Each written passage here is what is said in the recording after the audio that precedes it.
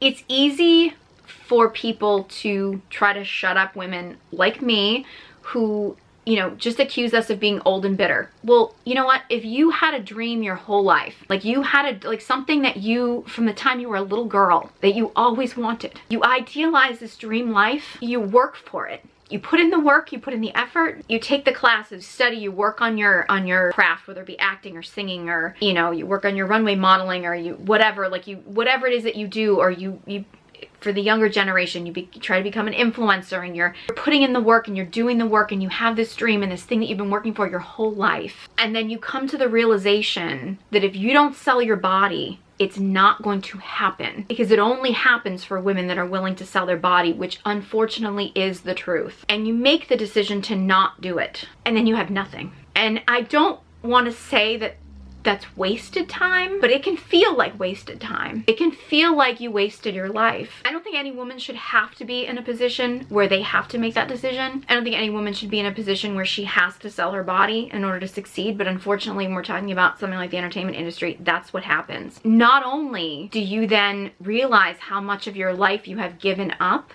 pursuing this dream that's never gonna happen, but then people will then, first of all, accuse you of being bitter that you didn't get it, which is like, well, of course, you have every right to be bitter, especially when you see people that didn't put in the work, that didn't put in the effort, that did just sell their body. When you see them succeed, yeah, of course you're bitter. But then you just get discredited because, well, you're just bitter. Well, why wouldn't you be bitter? I mean, that's a completely normal human reaction to this. But then they also try to say, well, you just weren't good enough. Well, you just didn't work hard enough. When at the end of the day, like, you know that that's not true, because you know that that's not what you were being judged on. You were never being judged on how good you were or how much work you put in. You were being judged on whether or not you were willing to sell your body.